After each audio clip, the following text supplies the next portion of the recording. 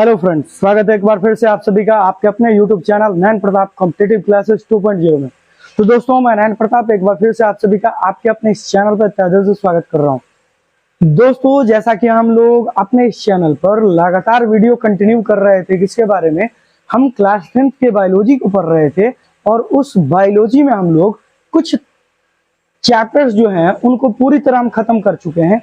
जैसे कि श्वसन चैप्टर हम लोग पूरी तरह पढ़ चुके हैं, जैसे कि हम लोग परिवहन चैप्टर पूरी तरह पढ़ चुके हैं। आज का जो चैप्टर है, इस चैप्टर में हम वर्ग 10 का जो चौथा चैप्टर है जिसका नाम है उत्सर्जन, उस उत्सर्जन को हम लोग पढ़ने वाले हैं। ठीक है, उस उत्सर्जन को शुरू करने से पहले मैं आपसे एक छोटी सी विनती करता हूं कि अगर आप इस चैनल पर नए हैं तो प्लीज इस चैनल को सब्सक्राइब कर लें और दोस्तों के साथ शेयर करना ना भूलें और बेल आइकन को जरूर प्रेस करें ताकि नोटिफिकेशन आपके पास हमेशा पहुंचता रहे। ठीक है, तो चलिए समय को बिना गवाएं वीडियो को शुरू करते हैं।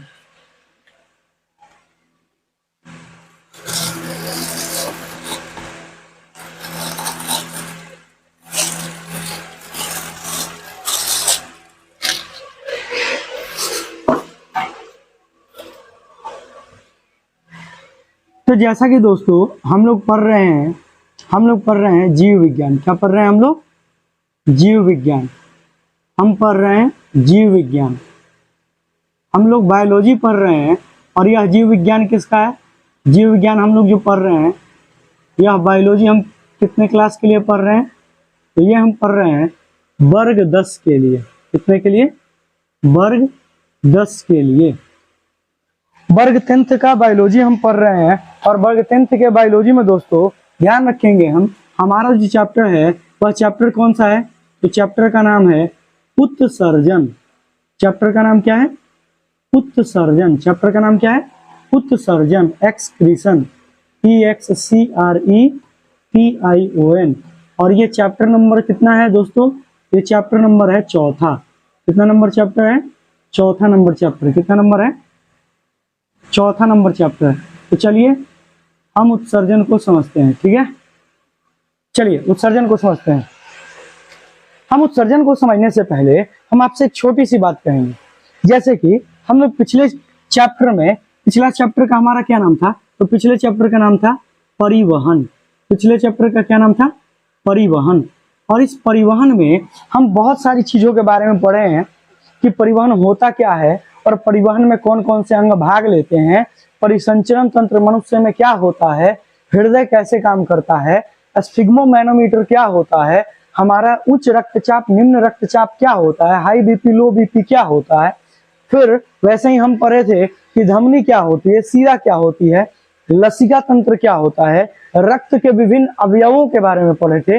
इन सभी चीजों के बारे में हम पढ़ चुके थे। ठीक है, तो हम उससे ही संबंधित कुछ चीजों को यहाँ पर लेंगे, तब हम नेक्स्ट चैप्टर में पढ़ेंगे। ठीक है, चैप्टर में बढ़ेंगे। तो जैसा कि दोस्तों हम जानते हैं कि अगर मानव शरीर है तो मानव शरीर को क्या चाहिए? मानव शरीर को ऊर्जा की जरूरत होती है। किसकी जरूरत होती है? ऊर्जा की जरूरत होती है। लेकिन यह ऊर्जा कैसे प्राप्त होती है? यह ऊर्जा भोजन से प्राप्त होती है। किससे प्राप्त होती है?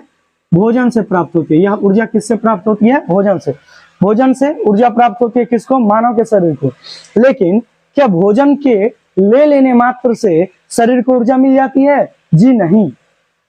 हम देखे थे कि मानव शरीर में होता क्या है कि मानव शरीर में जो ये भोजन है, यह भोजन मुख के रास्ते कहां पर पहुंचता है? मुख गुहा में। कहां जाता है? मुख गुहा में। और मुख गुहा से कहां जाता है? ग्रसनी के रास्ते। यह कहां पहुंचता है?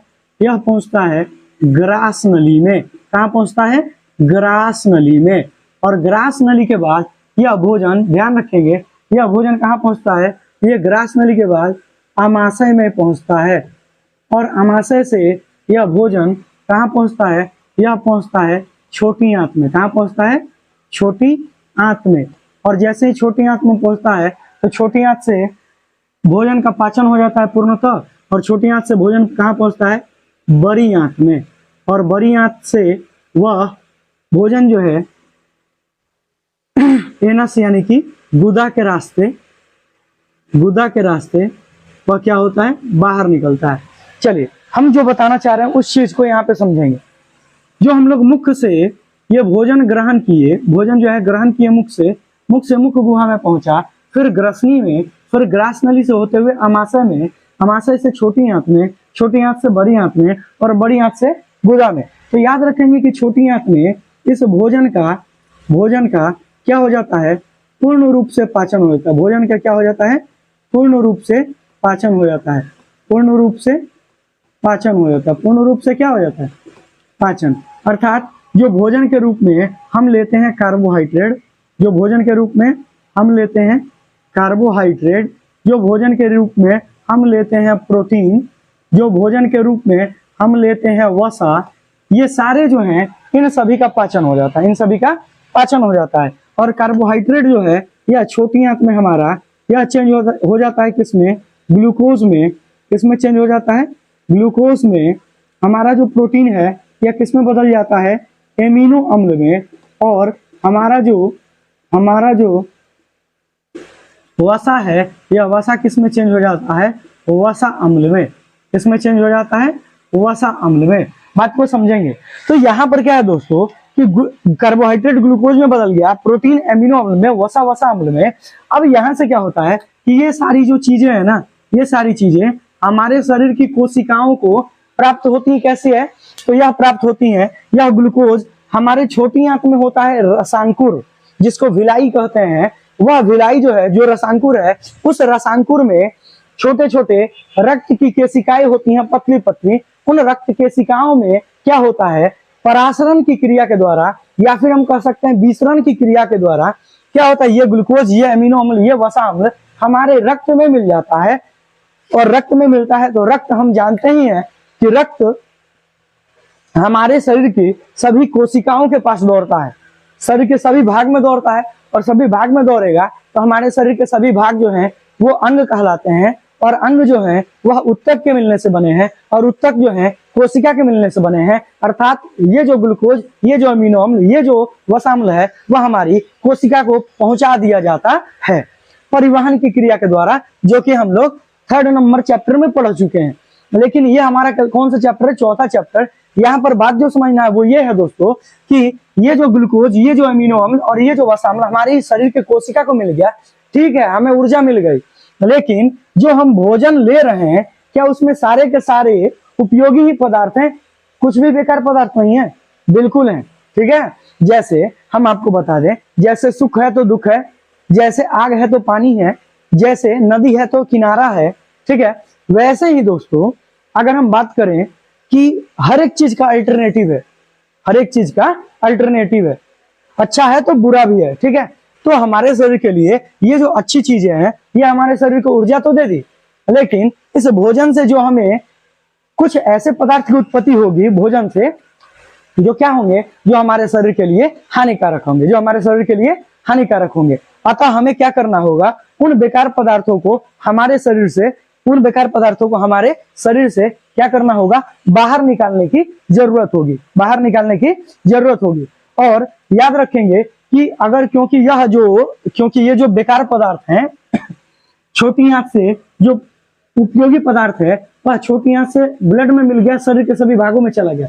लेकिन जो बेकार पदार्थ है वह बड़ी आंत में गया, और बड़ी आंत के रास्ते गुदा के पास जाएगा, और गुदा से होते हुए मलाशय के रास्ते बाहर निकल जाएगा, ठीक है। मलाशय का ही भाग है गुदा।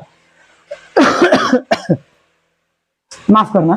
चलिए समझते हैं। अब यहाँ पर क्या है दोस्तों कि ये जो गुदा है, इस गुदे के रास्ते बेकार पदार्थ बाहर आ गया, तो हमारे पास बात ये है कि क्या ये बेकार पदार्थ, ये जो पदार्थ बन रहा है, ये हमारे शरीर के लिए लाभकारी है या हानिकारक है? तो याद रखेंगे दोस्तों, ये जो पदार्थ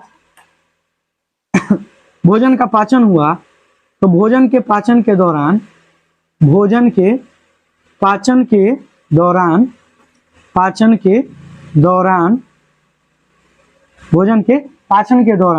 ध्यान रखेंगे अपशिष्ट पदार्थों का निर्माण होता है। किसका निर्माण होता है? अपशिष्ट पदार्थों का निर्माण होता है। किसका निर्माण होता है? अपशिष्ट पदार्थ बचते हैं, अपशिष्ट पदार्थों को, जो भी अपशिष्ट पदार्थ हैं, ये जो है, ये हमारा जो पॉइंट था, ये पॉइंट हमारा यहीं पर खत्म हो चुका है, ठीक है। ध्यान रखेंगे, ये पॉइंट हमारा यहीं पर खत्म हो चुका है। हम भोजन के पाचन के दौरान अपशिष्ट पदार्थ जो होते हैं वह क्या होते हैं, बनते हैं। अपशिष्ट पदार्थ क्या होते हैं, बनते हैं। अब उन अपशिष्ट पदार्थों का उन्हें शरीर के बाहर निकालने की जरूरत होती है। उन्हें शरीर के बाहर निकालने की जरूरत होती है, शरीर से बाहर निकालने की। हाँ, तो चलिए एक बार फिर से वीडियो को कंटिन्यू करते हैं। बीच में ही लाइट चली गई थी और चलिए देखते हैं क्या होता है। तो हम क्या देखे थे कि भोजन के पाचन के दौरान अपशिष्ट पदार्थ बनते हैं और उन्हें शरीर से बाहर निकालने की जरूरत होती है। क्यों? क्योंकि यदि ये पदार्थ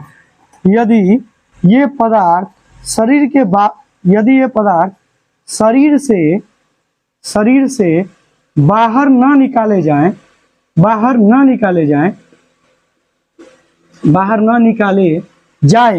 तो ये क्या करते हैं, तो ये शारीरिक क्रियाकलाप को बाधित करते हैं। शारीरिक क्रियाकलाप को क्या करते हैं, शारीरिक क्रियाकलाप को, या फिर हम कह सकते हैं या उपापचयी क्रिया को बाधित करते हैं। उपापचयी क्रिया को क्या करते हैं, बाधित करते हैं। इसलिए क्या होता है, इसलिए इन्हें हमारे शरीर से इनको निकालने की जरूरत होती है। अतः हम कह सकते हैं कि सजीवों के शरीर से जो भी भोजन या फिर उपापचयी क्रिया के दौरान जो भी अपशिष्ट पदार्थ बनते हैं, उन अपशिष्ट पदार्थों को शरीर से बाहर निकालने की क्रिया क्या कहलाएगी, उत्सर्जन कहलाती है। हम यहाँ पर देखेंगे, उत्सर्जन को कंटिन्यू करेंगे, उत्सर्जन की परिभाषा कंटिन्यू करेंगे। उत्सर्जन क्या होता है, उत्सर्जन को क्लियर करेंगे। तो याद रखेंगे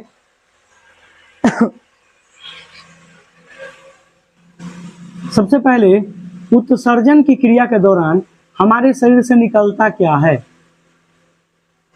तो उत्सर्जन को समझते हैं कि उत्सर्जन क्या है, ठीक है। तो याद रखेंगे कि सजीवों के शरीर में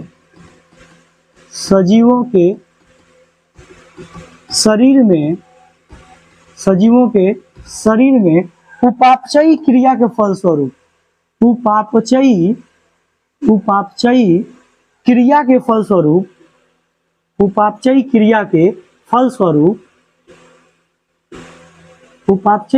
के फलस्वरूप बनने वाले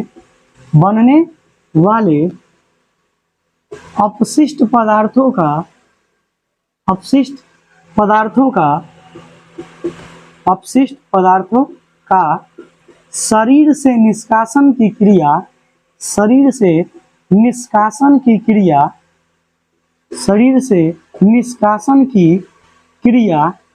क्या कहलाती है, शरीर से निष्कासन की क्रिया उत्सर्जन कहलाती है। क्या कहलाती है, उत्सर्जन कहलाती है। तो व्हाट इज एक्सक्रीशन, तो हम यही देखें कि सजीवों के शरीर में क्या है, कि सजीवों के शरीर में उपापचयी क्रिया के फलस्वरूप उपापचयी क्रिया आप समझते हैं क्या होता है। मेटाबॉलिक एक्टिविटीज में आपके वो सारी चीजें आती हैं जिनसे जीव सरवाइव करते हैं, जिनसे जीव जीवित रहते हैं, जिनसे जीव, हम जो फर्स्ट चैप्टर में जैव प्रकरण में पढ़े हुए हैं लाइफ प्रोसेस में, तो लाइफ प्रोसेस यानी कि जीवन को चलाने के लिए क्या क्या जरूरी है, तो उपापचयी क्रिया का होना जरूरी है। और उपापचयी क्रिया में अनेकों चीजें आती हैं, जैसे सजीव का बढ़ना, सजीव में भोजन का पाचन, सजीव में श्वसन की क्रिया, सजीव में उत्सर्जन की क्रिया, ये सारी क्रियाएं हमारी क्या कहलाएंगी, उपापचयी क्रिया कहलाएंगे। अब यहाँ पर क्या है दोस्तों कि उत्सर्जन में हम देखते हैं कि सजीवों के शरीर में उपापचयी क्रिया के फलस्वरूप बनने वाले अपशिष्ट पदार्थों का शरीर से निष्कासन की जो प्रक्रिया होती है वही उत्सर्जन कहलाती है। लेकिन पॉइंट यहाँ पर अगर नोट किया जाए दोस्तों, तो पॉइंट यहाँ पर यह है कि इन अपशिष्ट पदार्थों को क्या कहते हैं, तो इन अपशिष्ट पदार्थों को तो हम ये कहेंगे, इन्हें उत्सर्जी पदार्थ कहते हैं। इन्हें क्या कहते हैं, उत्सर्जी पदार्थ कहते हैं। हम अगर इसके बारे में लिखें तो क्या कह सकते हैं, कि सजीवों के शरीर में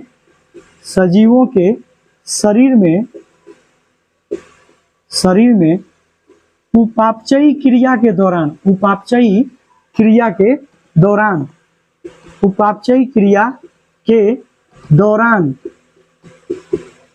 बनने वाला अपशिष्ट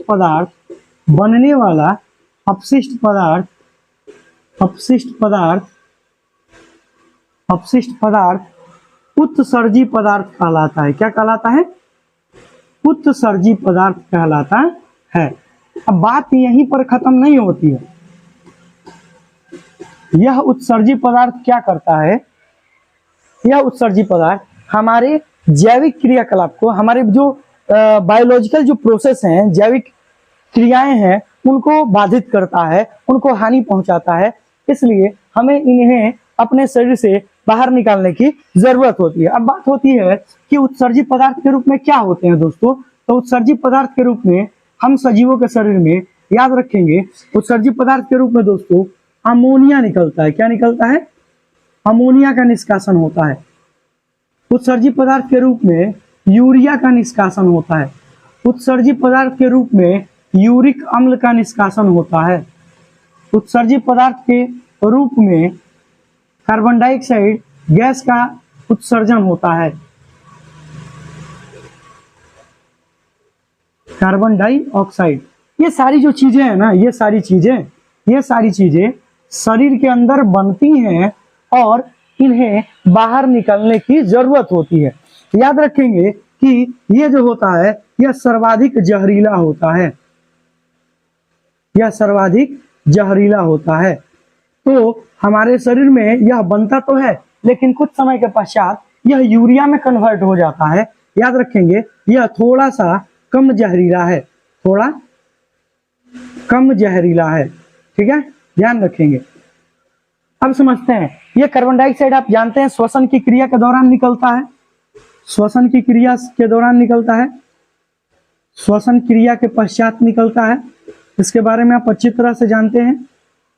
अब यहाँ पर दोस्तों है कि ये जो अमोनिया है, यूरिया है, यूरिक अम्ल है और कार्बन डाइऑक्साइड है, तो याद रखेंगे कि इसके आधार पर हम क्या करते हैं, इसके आधार पर हम जीवों को अलग अलग भागों में बांटते हैं। जैसे अमोनिया का उत्सर्जन करने वाले जो जीव होते हैं, अमोनिया का उत्सर्जन करने वाले जीव क्या कहलाते हैं? अमोनिया का उत्सर्जन करने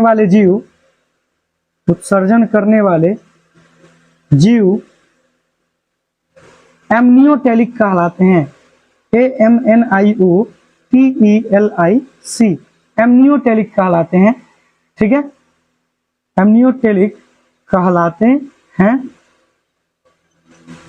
यूरिया का उत्सर्जन करने वाले जीव क्या कहलाते हैं? यूरिकोटेलिक कहलाते हैं। यूरिया का उत्सर्जन करने वाले जीव क्या कहलाते हैं? यूरिया का उत्सर्जन करने वाले जीव क्या कहलाते हैं? यूरिया का उत्सर्जन करने वाले जीव यूरियोटेलिक कहलाते हैं। क्या कहलाते हैं? यूरियोटेलिक कहलाते हैं। हम सबका एग्जाम्पल भी देंगे कि कौन यूरियोटेलिक कहलाते हैं। इसके अलावा एक और चीज ध्यान रखेंगे दोस्तों, यहाँ पर गुआनिन का भी स्राव होता है। किसका स्राव होता है? गुआनिन का। यह भी एक उत्सर्जी पदार्थ है। चलिए, अब अगर हम देखें तो यहाँ पर क्या है? यूरिक अम्ल। यहाँ पर क्या है? यूरिक अम्ल। तो यूरिक अम्ल का स्राव करने वाले जो जीव होते हैं वह यूरिकोटेलिक कहलाते हैं। यूरिक अम्ल का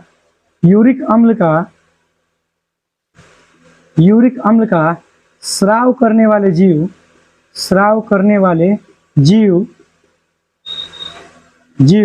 क्या कहलाते हैं? यूरिकोटेलिक कहलाते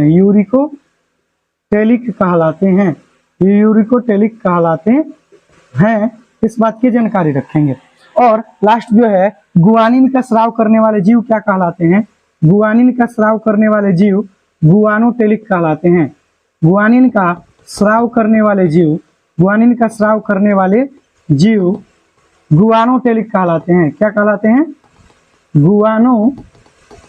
गुआनोटेलिक कहलाते हैं। अब बात यहाँ पर क्या है दोस्तों? गुआनोटेलिक कहलाते हैं। बात यहाँ पर यहीं पर खत्म नहीं होती है दोस्तों।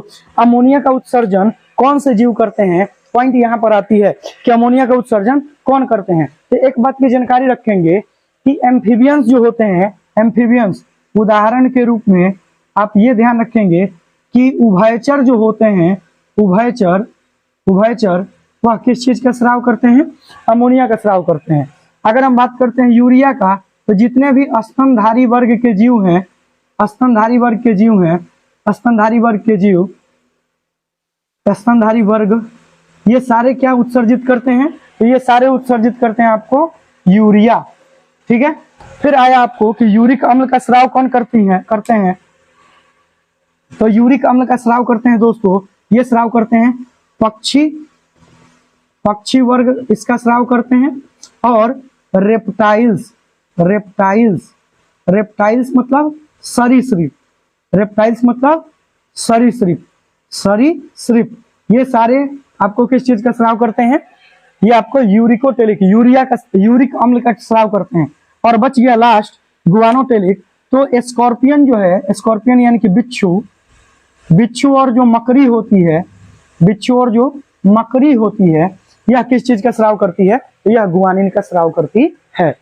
आपको वीडियो कैसा लगा आप हमें कमेंट करके जरूर बता सकते हैं। अगर आप इस चैनल पर नए हैं तो प्लीज इस चैनल को सब्सक्राइब कर लेंगे और बेल आइकन को दबाना नहीं भूलेंगे, क्योंकि यदि आप बेल आइकन को दबाते हैं तभी आपके पास नोटिफिकेशन टाइम टू टाइम पहुंचते रहेगा।